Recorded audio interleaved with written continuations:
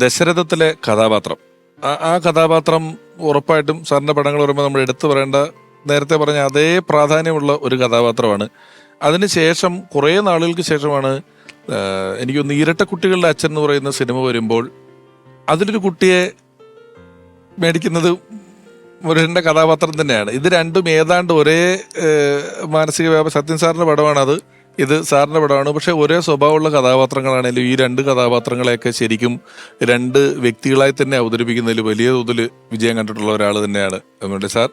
ഇനി നമുക്ക് മുരളിയുടെ ഓർമ്മകളുമായി ഒരാളെ കൂടി ഞാൻ വിളിക്കുകയാണ് നമ്മളുടെ ഈ ലക്കത്തിലേക്ക്. ഒരുപാട് സിനിമകളിൽ, ടെലിവിഷൻ പരമ്പരകളിലെല്ലാം മികച്ച കഥാപാത്രങ്ങളെ നമുക്ക് മുന്നിൽ അവതരിപ്പിച്ചിട്ടുള്ള അഭിനേത്രി, സ്നേഹപൂർവ്വം സ്വാഗതം ചെയ്യുന്നു പ്രിയപ്പെട്ട സോന നായർ.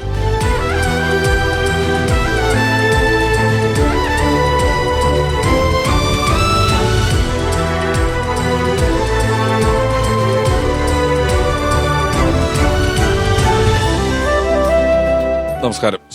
നമസ്കാരം. അഭിനേത്രി എന്നുള്ള നിലയിൽ എപ്പോഴും നമുക്ക് ചില പുരസ്കാരങ്ങളൊക്കെ കിട്ടുന്നത് വലിയ സന്തോഷം തന്നെയാണ്. തീർച്ചയായിട്ടും. മികച്ച രണ്ടാമത്തെ നടിക്കുള്ള സംസ്ഥാന അവാർഡ് കിട്ടുന്നു. ആ ചിത്രത്തില് മുരളി സാറിനോടൊപ്പമാണ് അഭിനയിച്ചിട്ടുള്ളത് അല്ലെ? അതൊരു വലിയ കോമ്പറ്റീഷൻ വരുന്ന സ്ഥലമാണ് അദ്ദേഹത്തിനോടൊപ്പം അഭിനയിക്കുക എന്ന് പറയുന്നത്. അയ്യോ, അത് ശരിക്കും പ്രിയനന്ദനൻ എന്ന ഡയറക്ടറെ ഇതിലേക്ക് വിളിക്കുമ്പോൾ 2000-ലാണ് ഷൂട്ട് ആരംഭിച്ചത്. 2001 സെൻസർ ചെയ്തു. 2001 തന്നെ സ്റ്റേറ്റ് അവാർഡിന്റെ ഇതും കിട്ടി. ശരിക്കും ഭയങ്കര വലിയൊരു അനുഭവമായിരുന്നു. മുരളി സാറിനെ ഞാൻ ആദ്യമായിട്ട് കാണുന്നത് 1995 തൂവൽ കൊട്ടാരം എന്ന ചിത്രത്തിലാണ്. എൻ്റെ ലൊക്കേഷനിലാണ് ആദ്യമായിട്ട് കാണുന്നത്. അപ്പോൾ ഒരുപാട് വർക്കുകൾ കണ്ട് ഇങ്ങനെ എന്താ പറയുക, ഈ അഭ്രപാളികളിൽ തെളിഞ്ഞു നിൽക്കുന്ന ഈ മഹാനായ നടനെ ഏതെങ്കിലും ഒരു അവസരത്തിൽ കാണുമെന്ന് ഞാൻ ഭയങ്കരമായിട്ട് ആഗ്രഹിച്ചു. കാരണം എൻ്റെ ഇഷ്ട നടന്മാരിൽ ഒരാളാണ് അദ്ദേഹം. പക്ഷേ ശരിക്കും തൂവൽ കൊട്ടാരത്തിൻ്റെ ലൊക്കേഷന് വന്നപ്പം എനിക്ക് മിണ്ടണോ എന്താണ്, നമുക്ക് ഈ ബഹുമാനവും ആരാധനയൊക്കെ അങ്ങനെ മൂക്കുമ്പോഴത്തേക്ക് ഉണ്ടാവുന്ന ഒരു അവസ്ഥ ഉണ്ടല്ലോ. കുറേ നേരം ഞാനിങ്ങനെ, കാരണം പുള്ളി ഒരു എന്താ പറയുക, ഒരു പരിക്കൻ ലുക്കും കാര്യങ്ങളാണ് നമ്മുടെ സിനിമയുടെ ഒക്കെ. ഈ പത്രത്തിൽ അന്ന് വരുന്ന പരസ്യത്തിലൊക്കെ കാരിരുമ്പിന്റെ കരുത്തുള്ള നടനൊക്കെ എഴുതി കുറെ ആരോപിത പരിക്കനായിട്ടുണ്ട്. ആധാരം എന്ന സിനിമയ്ക്ക് വേണ്ടിയിട്ടാണ് അത്. ലോഹി എഴുതിയ ക്യാപ്ഷനാണത്. പിന്നെ നമ്മള് മുരളിയെ തമാശ കാര്യരുമ്പെന്നാ വിളിക്കാം. ഞങ്ങള് ഈ മിമിക്രിയിൽ അദ്ദേഹത്തെ അനുകരിക്കുമ്പോ അനൗൺസ് ചെയ്യുന്ന ആൾ കൊണ്ട് കാരിരുമ്പിന്റെ കരുത്തുള്ളതെന്നൊക്കെ പറഞ്ഞിട്ട് അതാ ഞാൻ പറയാം. അത് ആ പോസ്റ്ററെ വന്ന സാധനം പിന്നീട് ആരോപിച്ച് കിട്ടി. സ്ഥിരം പരുക്കൻ എന്ന് പറയുന്നത് ശരിക്കും അത്തരം കഥാപാത്രങ്ങളാണല്ലോ കൂടുതലും ഈ പരുക്കൻ സ്വഭാവങ്ങളുള്ള. ഇല്ലെങ്കിൽ അങ്ങനെ നമുക്ക് അതിനെ തീർത്ത് വയ്ക്കാൻ പറ്റത്തില്ല. ഒത്തിരി വ്യത്യസ്തമായിട്ടുള്ള കഥാപാത്രങ്ങൾ ചെയ്തിട്ടുണ്ട്. എന്നാലും ആ എവിടെയോ ഒരു പരുക്കൻ്റെ ഒരു ലുക്കിൽ ശരിക്കും ഞാൻ ബഹുമാനത്തിന്റെ അങ്ങ് മാക്സിമം അങ്ങ് ആയിപ്പോയി. എന്നിട്ട് സാറിനെ ഞാൻ അന്ന് പരിചയപ്പെട്ടു. അതിനുശേഷം മകളായി, മരുമകളായി, ഭാര്യയായി, പ്രവാസം എന്ന ചിത്രത്തിൽ ഭാര്യയായിട്ട് അഭിനയിച്ചു.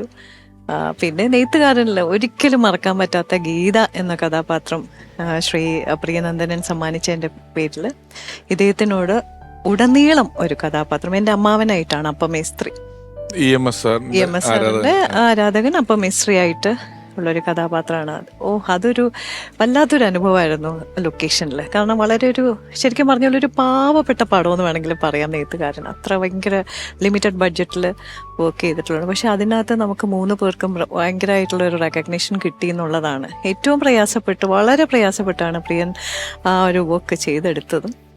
പക്ഷേ നാഷണൽ അവാർഡ് വരയ്ക്കും എത്തുന്ന ഒരു രീതിയിലേക്ക് ആ ഒരു ചിത്രത്തിൽ ഇദ്ദേഹത്തിന്റെ കഥാപാത്രം പോയി എന്നുള്ളത് ശരിക്കും പ്രൗഡായിട്ടുള്ള ഒരു കാര്യമാണ്. ഇപ്പം സിബി സാർ പറഞ്ഞ കഥാപാത്രത്തിന്റെ ഒരു ഡെപ്ത് നോക്കിയാല് മറ്റു പല കാര്യങ്ങളെയും അവഗണിച്ചുകൊണ്ട് സിനിമ ചെയ്യാൻ തയ്യാറാണ്. ഇപ്പം എന്ന് പറഞ്ഞാൽ ഒരു പാവപ്പെട്ട സിനിമ എന്നുള്ള വാക്കാണ് അവതരിപ്പിച്ചത്. തീർച്ചയായിട്ടും അദ്ദേഹത്തിന്റെ ഒരു സീനിയോറിറ്റിയും അദ്ദേഹം ചെയ്തു വെച്ചിട്ടുള്ള സിനിമകളിൽ സെറ്റപ്പ് ഒക്കെ വെച്ചിട്ട് നോക്കുമ്പം ഇത് വളരെ ചെറിയൊരു പടമാണ്. ഇതിനോട് സഹകരിച്ച് നിൽക്കുക എന്ന് പറയുന്നത് അതൊരു എളുപ്പമല്ല. അതൊരു മഹാനായ നടനെ അത് മുരളി അങ്ങനെയാണ്. മുരളി കഥാപാത്രങ്ങൾ ഇഷ്ടപ്പെട്ടു. അതാണ്, അഭിനയിക്കാനുള്ള സാഹചര്യങ്ങൾ എവിടെയുണ്ടോ അതിനെ നഷ്ടപ്പെടുത്താൻ. അതുകൊണ്ട് അതിന് ചിലപ്പോൾ പല കാര്യങ്ങൾക്ക് അദ്ദേഹം വിട്ടുവീഴ്ചകൾ ചെയ്യും. ശരിക്കും ആ ലൊക്കേഷനിൽ വെച്ച് പ്രിയൻജി എപ്പോഴും ഞങ്ങളുടെ അടുത്തൊക്കെ നല്ല സൗഹൃദമായിട്ട് ഇരിക്കുന്ന സമയത്തൊക്കെ പ്രിയൻജി പറയുമായിരുന്നു, എന്നെ പോലുള്ള ഒരു പുതു സംവിധായകനാണ് അദ്ദേഹത്തിന്റെ, എന്നെ പോലുള്ള ഒരു വർക്കിൽ അതും തീരെ ഇത്രയും നമ്മൾ കഷ്ടപ്പെട്ട് വർക്ക് ചെയ്തിട്ടുള്ള ഇതിൽ ഇദ്ദേഹത്തെ പോലെ ഒരു നടനെ കിട്ടിയതിന് ഇതിനപ്പുറം എനിക്ക് വേറൊരു അവാർഡ് ഇല്ല എന്നുള്ളത് വർക്ക് ചെയ്തുകൊണ്ടിരിക്കുമ്പോഴേയും പറയുമായിരുന്നു. പിന്നെ എന്താ പറയുക, ശരിക്കും ഒരു സ്കൂളാണ് ആക്ച്വലി വർക്ക് ചെയ്യുമ്പോഴത്തേക്കും. അത് ഒരു കോ വർക്കർ എന്നുള്ളൊരു നിലയിൽ ഞാൻ കൂടുതൽ ആസ്വദിച്ചിട്ടുള്ളൊരു കാര്യമാണ്. കാരണം ഓരോ ഷോട്ടിലും അതിൻ്റെ ഫ്രെയിം സെൻസും എല്ലാത്തരം സെൻസും ഉണ്ട് പുള്ളിക്ക്.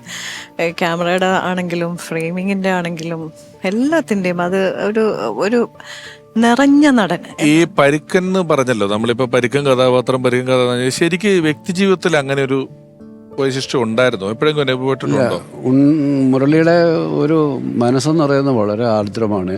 പുറമെ ഈ പരുക്കൻ കിട്ടിയ ഇമേജ് പുള്ളി കീപ്പ് ചെയ്യാൻ ശ്രമിച്ചെന്ന് എനിക്ക് തോന്നാറുള്ളു. പക്ഷെ ഉള്ളിൽ വളരെ വളരെ നന്മയുള്ള, വളരെ സ്നേഹമുള്ള, ആരോടും ഞാനുമായിട്ടൊക്കെ ഉള്ള ബന്ധം എന്ന് പറയുന്നത് ഒരിക്കൽ പോലും മുഖം കറുത്തൊരിക്കൽ അങ്ങോട്ടും ഇങ്ങോട്ടും സംസാരിക്കേണ്ട ഒരു അവസരം ഉണ്ടായിട്ടേ ഇല്ല. അതിനുള്ള അവസരം മുരളി ഉണ്ടാക്കിയിട്ടില്ല. അഭിനയിക്കുമ്പോഴാണെങ്കിലും വ്യക്തിപരമായിട്ടുള്ള സൗഹൃദങ്ങളിലൊന്നും ഞങ്ങൾ തമ്മിൽ ഒരു ഘട്ടത്തിൽ പോലും ഒരു കടുത്തൊരു വാക്ക് അങ്ങോട്ടും കമലദളം സദയം ഇങ്ങനെ. കമലദളത്തിന്റെ കാര്യത്തിൽ തന്നെ, കമലദളത്തിൽ മുരളി ചെയ്ത വേഷം ആക്ച്വലി വേണുചേട്ടനാണ് ചെയ്യേണ്ടിയിരുന്നത്. കഥകളി അധ്യാപകന്റെ വേഷം വേണുചേട്ടനെയാണ് ഉദ്ദേശിച്ചിരുന്നത്. പക്ഷെ വേണുചേട്ടന് ഇത് വിദേശയാത്ര ഉള്ളതുകൊണ്ട് 2-3 ദിവസമേ നമുക്ക് തരാനുള്ളൂ എന്ന് പറഞ്ഞു. അപ്പം വേണുചേട്ടൻ ഇതിനകത്ത് ഇൻക്ലൂഡ് ചെയ്യണമെന്നുള്ളത് കൊണ്ട് ഒരു ചെറിയ വേഷം ആ അടി കൊടുക്കുന്ന കഥാപാത്രത്തെ ചെയ്ത് മറ്റേതിലേക്ക് മുരളിയെ വിളിച്ചു. അപ്പം ഞാൻ പറഞ്ഞു, മുരളി മീശ വടിക്കണം, അങ്ങനെയാണ് ഒരു വേഷം ചെയ്യാന്ന് പറഞ്ഞു. അതിനെന്താ മീശ വടിച്ചു കഴിഞ്ഞു എന്ന് പറഞ്ഞു. അപ്പോൾ തന്നെ വടിച്ചു. കാരണം കഥകളിയൊക്കെ ചെയ്യുന്ന ആൾക്ക് മീശ വെച്ച് വെക്കില്ല. ഒരു മടിയില്ലാതെ അയാളുടെ അതിന് മുമ്പ് ചെയ്തിരുന്ന പടങ്ങളുടെ കണ്ടിന്യൂറ്റി ഒക്കെ പുള്ളി മറന്നിട്ട് അതിനുവേണ്ടി അങ്ങ് ചെയ്തു. അത് വലിയ കഥാപാത്രമൊന്നും അല്ലെങ്കിൽ പോലും അതിനുവേണ്ടി തയ്യാറാവുന്നത്. അതാണ് ഒരു ആക്ടർക്ക് അയാൾക്ക് ചെയ്യാൻ കിട്ടുന്ന ഒരു നല്ല ടീമിൻ്റെ കൂടെ വർക്ക് ചെയ്യാൻ കിട്ടുന്ന ഒരു അവസരം എന്നൊക്കെ പുള്ളി മനസ്സിലായിക്കൊണ്ട്. പ്രധാന കഥാപാത്രമല്ല, ഒരു സൈഡ് വേഷമാണ് എങ്കിൽ പോലും അത് ആരുടെ കൂടെയാണ് ആ സിനിമ ചെയ്യുന്നത്. ലോഹിയെയും എന്നെയും ലാലിനെയൊക്കെ പോലുള്ള ആൾക്കാരെ കണ്ടിട്ടാണ് മുരളി അതിന് തയ്യാറാകുന്നത്. ഒരാളെ കൂടെ ഈ അവസരത്തിൽ ഇങ്ങോട്ടേക്ക് വിളിക്കേണ്ടതുണ്ട്.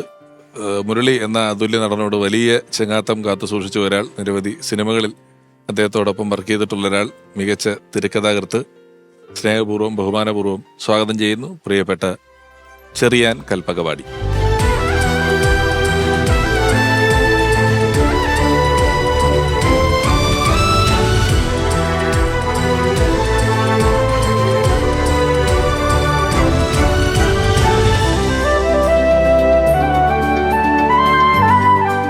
സാർ, ഒരാത്മസൗഹൃദം ഉണ്ടായിരുന്ന ആൾക്കാരാണ് നിങ്ങൾ തമ്മിൽ, സിനിമയ്ക്ക് പുറത്തും അല്ലേ? ഏതാണ്ട് എത്ര കാലത്തെ സൗഹൃദം ഉണ്ടായിരുന്നു? ഏത് സമയത്താണ് കണ്ടത്, പരിചയപ്പെട്ടത്? ഞാൻ സംവിധായകൻ മോഹനുമായിട്ട് വളരെ അടുപ്പമായിരുന്നു. ഒന്നും ഞാൻ സിനിമയിൽ വന്നിട്ടില്ല, സിനിമ സ്വപ്നം പോലും കണ്ടിട്ടില്ലാത്ത സമയത്ത് എന്തോ ഒരു നിയോഗം പോലെ ഇവരുമൊക്കെ ആയിട്ട് മാനസിക ബന്ധം. ഞാനിപ്പോൾ ഒരിക്കലും ഒരു പ്രൊഫഷണലായിരുന്നില്ല, ഞാൻ വളരെ പേഴ്സണലായിരുന്നു. അങ്ങനെ മോഹനുമായിട്ടുള്ളൊരു ബന്ധത്തിൽ മോഹന് ഒരു ദിവസം അമൃതയിൽ ഹോട്ടലിൽ ഇങ്ങനെ രാവിലെ മോഹൻ കുളിക്കുകയാണ്, ഒരു ബെല്ല് ഞാൻ തുറന്നപ്പം ഇതുപോലെ പരുക്കൻ മുഖമൊക്കെ ആയിട്ട് ഒരാൾ നിൽക്കുന്നു. ഞാൻ പറഞ്ഞു, ആരാ? മോഹൻ സാറുണ്ടോ? അപ്പോൾ ഞാൻ പറഞ്ഞു, ഞാൻ കുളിക്കുകയാണ്, ഞാൻ മുരളി. ആ സ്വരമൊക്കെ അറിയാലോ, സ്വരം നല്ല. ഞാൻ കാണാൻ വന്നതാണ്, ഞാൻ ഇരിക്കാൻ പറഞ്ഞു. അപ്പം മുരളി അപ്പം അഭിനയത്തെ ഒരു ചാൻസ് ചോദിച്ചു വന്നതാണ്. അപ്പം ഞാൻ തിരിച്ച് അന്ന് കോളേജിലോട്ട് പോകാൻ നിൽക്കും, എനിക്ക് സ്കൂട്ടറാണ്. അപ്പോൾ ഞങ്ങൾ ഞാൻ പറഞ്ഞ മുരളി യൂണിവേഴ്സിറ്റി വർക്ക് ചെയ്യുക, എന്നെ അങ്ങ് യൂണിവേഴ്സിറ്റിയിൽ വിട്ടേക്കുമെന്ന് ചോദിച്ചു. അപ്പോൾ അവിടെ വെച്ച് പരിചയപ്പെട്ടു, യൂണിവേഴ്സിറ്റി വിട്ടു. അപ്പൊ സിനിമയിൽ തുടങ്ങിയിട്ടില്ല, പുള്ളി തുടങ്ങിയിട്ടില്ല, ഞാനും തുടങ്ങിയിട്ടില്ല. അത് കഴിഞ്ഞ് മുരളി ഇങ്ങനെ കൊച്ചു പടങ്ങളിലൊക്കെ അഭിനയിച്ച് തുടങ്ങി വന്നു കഴിഞ്ഞിട്ട് എൻ്റെ ഫ്ലാറ്റിൻ്റെ പട്ടത്ത് വൃന്ദാവൻ കോളനി എന്ന് പറയും, തൊട്ടടുത്ത് സോമേട്ടൻ ഒരു ഫ്ലാറ്റ് ഉണ്ടായിരുന്നു. അത് വാടകയ്ക്ക് എടുത്തുകൊണ്ട് മുരളി അവിടെ താമസിക്കാൻ വന്നു. അപ്പം അന്ന് സെൽ ഫോണൊന്നും ഇല്ല. ഞാൻ അവിടെ വന്നിട്ടുണ്ടല്ലേ? ഞാൻ ആ ഫ്ലാറ്റിൽ പോയിട്ടുണ്ട്, ഈ പട്ടത്തുള്ള. ഏത്? ഈ സോമൻ സാറിന്റെ ഫ്ലാറ്റില് മുരളി താമസിക്കുമ്പോൾ. കാരണം എന്ന് വെച്ചാൽ മുരളി എന്നെ പരിചയപ്പെട്ട് തുടങ്ങിയ കാലത്ത് അപ്പം മുരളിക്ക് മോളുണ്ടായി. മോൾക്കൊരു 2 വയസ്സുള്ള സമയമാണ്. ആ സമയത്ത് മോൾക്ക് സമയത്ത് കാലിനൊരു ചെറിയ പ്രോബ്ലം ഉണ്ടായിരുന്നു. അത് മുരളിക്ക് ഭയങ്കര വറിയായിരുന്നു ആ സമയത്ത്. അപ്പോൾ അവിടെ ചെല്ലുകയും ആ കുഞ്ഞിനെയൊക്കെ എനിക്ക് കാലൊക്കെ കാണിക്കുകയൊക്കെ ചെയ്തു. അതിൻ്റെ ട്രീറ്റ്മെൻറ്റ് നടക്കുകയാണ്. അവിടെ വന്നൊരു ഓർമ്മ. അപ്പോൾ അന്ന് ഫോണില്ല, അദ്ദേഹത്തിന് സ്വന്തമായിട്ട് ഫോണില്ല. അപ്പോൾ എൻ്റെ ഫോൺ നമ്പറാണ് അദ്ദേഹത്തിൻ്റെ ഫോൺ നമ്പർ. അപ്പം ഞാൻ ആ ഡേറ്റ് എടുക്കുന്നത് ആരെങ്കിലും ഒക്കെ വിളിച്ചാൽ ഞാൻ പറയും വൈകുന്നേരം വിളിച്ചാൽ കിട്ടും. അപ്പോൾ ആരാ ഡയറക്ടറുടെ പേരൊക്കെ എഴുതി വെക്കും. അപ്പം പറയുമല്ലോ March 10 തൊട്ട് 15 വരെയാണ് വേണ്ടതൊക്കെ പറഞ്ഞ് നമ്മളിങ്ങനെ എഴുതിയിടും. പിന്നെ മുരളി വൈകുന്നേരം വരുമ്പോൾ ഞങ്ങൾ സംസാരിക്കുമ്പോൾ അങ്ങനെ. അപ്പോൾ മുരളിയുടെ ഫോൺ എൻ്റെ ഫോണാണ് മുരളിയുടെ ഫോൺ. അപ്പം ഞാൻ പണ്ട് മുരളിക്ക് ഡേറ്റ് എടുത്തിട്ടുണ്ട്. മനസ്സിലായി? ചെറിയ മാനേജർ.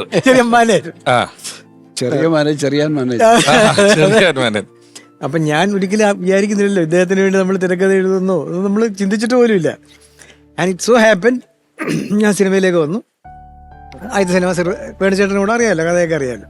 വേണുചേട്ടനോട് സർവകലാശാല എഴുതി അങ്ങനെ ലാൽ സലാം എഴുതിക്കൊണ്ടിരിക്കുന്നു. അപ്പം എൻ്റെ ഫ്ലാറ്റിൽ നിന്നാണ് ലാൽ സലാമിൻ്റെ എഴുത്തും കാര്യങ്ങളൊക്കെ നടക്കുന്നത്. അപ്പം മുരളി സഖാവാണല്ലോ. അപ്പം എൻ്റെ പിതാവുമായിട്ടും ഞാനുമായിട്ടൊക്കെ ആ കമ്മ്യൂണിസ്റ്റ് ബന്ധം വലിയ വലിയ ബന്ധമാണല്ലോ. അവിടെ ഒന്ന് സഖാവേ എന്ന് വിളിക്കും. അങ്ങനെ അങ്ങോട്ട് എന്തുകൊണ്ട് രാവിലെ ഗുഡ് മോർണിംഗ് സഖാവേ എന്നൊക്കെ അങ്ങനെ ഒരു സംഭവമുണ്ട്. അപ്പം ഞാനും വേണുചേട്ടനും കൂടി എഴുതിക്കൊണ്ടിരിക്കുമ്പം നാച്ചുറലി അന്ന് DK ആന്റണി എന്ന് പറയുന്ന ഒരു വലിയ കഥാപാത്രമാണ്. മറ്റത് മോഹൻലാലും തീരുമാനിച്ചു, നെട്ടൂരാൻ മോഹൻലാൽ തീരുമാനിച്ചു. മറ്റത് മനസ്സുകൊണ്ട് ഞങ്ങൾ മമ്മൂട്ടിയൊക്കെയാണ് മനസ്സിൽ കണ്ടിരിക്കുന്നത്. എഴുതി വരട്ടെ എന്നുള്ളൊരു സംഭവമാണ്. അപ്പോൾ ഏതോ ഒരു നിമിഷം മുരളി അങ്ങ് വർത്താനം പറഞ്ഞിട്ട് തിരിച്ചു പോയി. ഞാനും വേണുചേട്ടനും കൂടെ അതൊരു എനിക്കറിയത്തില്ല, ഒരു പ്രത്യേക നിമിഷമാണ് അത്. അങ്ങോട്ടും ഇങ്ങോട്ടും പറഞ്ഞു ശരിയാച്ചാ. അപ്പം ഞാൻ വേണുചേട്ടാ നമുക്ക് ഈ കഥാപാത്രം മുരളിയെ കൊണ്ട് ജയിപ്പിച്ചാലോ. അതൊരു ഇൻസ്റ്റന്റ് ആയിട്ടൊരു തോന്നല, രണ്ടുപേർക്ക് ഒരേപോലെ തോന്നുക എന്ന് പറയുന്ന സംഭവം. അപ്പൊ സംവിധായകനാണല്ലോ നമുക്കതിനകത്ത് വലിയ കാര്യം, സംവിധായകനല്ലേ തീരുമാനം എടുക്കണ്ടേ. ഇതാണ് നമ്മള് മുരളിയെ കൊണ്ട് ഇത് ചെയ്യിപ്പിക്കുന്നു എന്ന് പറഞ്ഞ് എഴുതിക്കൊണ്ടിരിക്കുമ്പോൾ മുരളി വീണ്ടും കയറി വന്നു. അപ്പം മുരളി അടുത്ത് പറഞ്ഞു, മുരളി വേണിച്ചേട്ടാ പറഞ്ഞത് ഞങ്ങളൊരു തീരുമാനത്തിലെത്തി, DK ആന്റണി ചെയ്യുന്നത് മുരളിയാണ്. ഞാനോ? കാരണം അന്ന് മുരളിക്ക് ചിന്തി. അപ്പം അതിനകത്ത് പ്രശ്നം അറിയാം. അത് പ്രശ്നം TV തോമസിന്റെ ലുക്ക് എന്ന് പറയുന്നത് ടോട്ടലി ഡിഫറെന്റാണ്. നല്ല 6 അടി ഹൈറ്റും ഭയങ്കര ആജാനുബാഹു ഒരു മനുഷ്യനാണ്. ഭയങ്കര ഒരു വൊറേഷ്യസ് റീഡറും ഭയങ്കര ഒരു അദ്ദേഹം MA BA കഴിഞ്ഞിട്ടാണ് രാഷ്ട്രീയത്തിലേക്ക് വരുന്നത്. വേറെ ചരിത്രമാണ്. പക്ഷെ മുരളിക്ക് ഉണ്ടായിരുന്ന ഗുണം വെച്ചാൽ ആ കഥാപാത്രത്തെ ആവാഹിക്കാനുള്ള കപ്പാസിറ്റി, ആകാരം കൊണ്ടല്ല, ആ ക്യാരക്ടറൈസേഷൻ അതാ TV തോമസിനെ ആവാഹിച്ച് അദ്ദേഹം എടുത്തു. അല്ല, നമ്മൾ ഓൾറെഡി കണ്ടുപരിചയമുള്ള ഒരു ക്യാരക്ടറെ അവതരിപ്പിക്കുക എന്ന് പറയുന്നത് വളരെ ശ്രമകരമായിട്ടുള്ള ജോലിയാണ് ഒരു നടനെ സംബന്ധിച്ചിടത്തോളം. അതെ, അതങ്ങനെയാണ് അതിന്റെ ഒരു ഉത്തരവാദിത്വം. നല്ല മികച്ച നടന്മാർക്ക് അതങ്ങനെ കൺവിൻസ് ചെയ്ത് എടുക്കാൻ പറ്റുള്ളൂ. അത് അദ്ദേഹം കൺവിൻസ് ചെയ്ത് എടുത്തു ആ സിനിമയിൽ. അതായിരുന്നല്ലോ സിനിമയുടെ ഏറ്റവും വലിയ അതെ ആ ഫ്രിക്ഷൻ ഫീൽ ചെയ്യുന്നത് അതുകൊണ്ട് തന്നെയാണ് നമുക്ക് ചെയ്തു വരുന്നത്. ഉറപ്പായിട്ടും അത്തരത്തിലുള്ള ഒരു അതാ പറഞ്ഞത്, എല്ലാ തരം കഥാപാത്രങ്ങളും അദ്ദേഹം പല കാലഘട്ടങ്ങളിലായിട്ട് ടോട്ടൽ കരിയറിന്റെ സ്പാനിൽ ചെയ്തു തീർത്തിട്ടുണ്ട്. നമുക്കിപ്പോൾ വീണ്ടും മുരളിച്ചേട്ടൻ്റെ ഓർമ്മകളുമായി നിരവധി സിനിമകളിൽ മികച്ച കഥാപാത്രങ്ങളെ നമുക്ക് അവതരിപ്പിച്ചിട്ടുള്ള അഭിനേത്രി ശ്രീലക്ഷ്മി. ഞാൻ ആദ്യമായിട്ട് സിനിമാ രംഗത്തേക്ക് കാലുവെക്കുന്നത് മുരളിയേട്ടൻ്റെ കൂടെയാണ്. എൻ്റെ ആദ്യത്തെ പടം, എൻ്റെ ആദ്യത്തെ നായകൻ മുരളിയേട്ടനാണ്. പൊരുത്തം എന്ന് പറയുന്ന സിനിമയിൽ കലാധരൻ സാറ് സംവിധാനം ചെയ്ത പടമായിരുന്നു. അന്ന് ഞാനൊരു കുഞ്ഞു കുട്ടിയായിട്ടാണ് അഭിനയിച്ചത്. ഒരുപാട് പ്രായമുള്ള ഒരു കഥാപാത്രമായിട്ടായിരുന്നു മുരളിയേട്ടനും ഇതിൽ ആ സിനിമയിൽ അഭിനയിച്ചത്. അന്ന് എന്താ പറയുക, എനിക്കും അന്നും ഈ പറഞ്ഞ പോലെ മുരളിയേട്ടന് ഒരുപാട് നോളജുള്ള മനുഷ്യനാണ്. അദ്ദേഹത്തിനോട് എന്തിനെ പറ്റി ചോദിച്ചാലും, എന്തിനെ പറ്റി ആയിക്കോട്ടെ ചോദിച്ചു കഴിഞ്ഞാലും, സംശയം ചോദിച്ചു കഴിഞ്ഞാൽ അതിന് അദ്ദേഹത്തിന് ഉത്തരവുണ്ട്. ഒരുപാട് ക്ലാസ് എടുക്കും, ഒരുപാട് കാര്യങ്ങളെക്കുറിച്ച് പറഞ്ഞു തരും. അങ്ങനെ വളരെ എന്താ പറയുക, വളരെ കംഫർട്ടബിളായിട്ട് ഞാൻ അഭിനയിച്ചൊരു പടമായിരുന്നു, എൻ്റെ ആദ്യത്തെ പടമായിട്ട് പോലും. അതുപോലെ തന്നെ ഞാൻ രണ്ടാമത് വീണ്ടും അദ്ദേഹത്തിൻ്റെ കൂടെ ഒരു സിനിമയും കൂടെ അഭിനയിച്ചു, താലോലം, ജയരാജ് സാറിൻ്റെ താലോലം എന്ന് പറയുന്ന പടം. അതിലും അദ്ദേഹത്തിൻ്റെ വൈഫായിട്ട് തന്നെയായിരുന്നു. അന്നും ഇതുപോലെ അതിനകത്ത് ഒരുപാട് നല്ല ഗംഭീരമായിട്ടുള്ള കുറേ സീൻസ് ഉണ്ടായിരുന്നു. അതിനൊക്കെ ഒരുപാട് സഹായിച്ചിട്ടുണ്ട് അദ്ദേഹം. വളരെ ഭാഗ്യം മുരളിയേട്ടനോട് 2 പടം ചെയ്യാൻ സാധിച്ചത്. പിന്നെ ശ്രീ പറഞ്ഞ പോലെ കറക്റ്റാണ് കേട്ടോ. എന്ത് ചോദിച്ചാലും അണ്ടർ ദിസ് ആണ് എന്ത് ചോദിച്ചാലും അതിനൊരു ഉത്തരം ഭയങ്കര, എല്ലാത്തിനും വളരെ ക്ലാരിറ്റിയോട് കൂടിയുള്ള. അദ്ദേഹത്തിന്റെ സഹവാസവും ഇത്തരത്തിലുള്ള കവികളാണ്. കടമ്മനിട്ടായാലും അയ്യപ്പ സാറായാലും വിനയേന്ദ്രൻ, നരേന്ദ്രപ്രസാദ് സാർ, ഇവരെല്ലാവരുമായിട്ടുള്ള ഒരു സൗഹൃദം വല്ലാതെ ഉണ്ട്. കവിതയോട് സാഹിത്യത്തിൽ തന്നെ കവിതയാണ് എപ്പോഴും ഇൻസ്റ്റന്റ് കവിതകളൊക്കെ, കവിത ചൊല്ലിക്കൊണ്ടാണ് നടപ്പ്. പുള്ളിയുടെ വെറുതെ ഉള്ള ഒരു സമയങ്ങളിൽ മുഴുവനും ഈ കവിത ഇങ്ങനെ അനർഹളമായിട്ട് ഒഴുകിക്കൊണ്ടിരിക്കുക. അത് കാണാതെ പഠിച്ച് ഹൃദയസ്ഥമാക്കിയിട്ട് ചെയ്യുന്നതാണ്.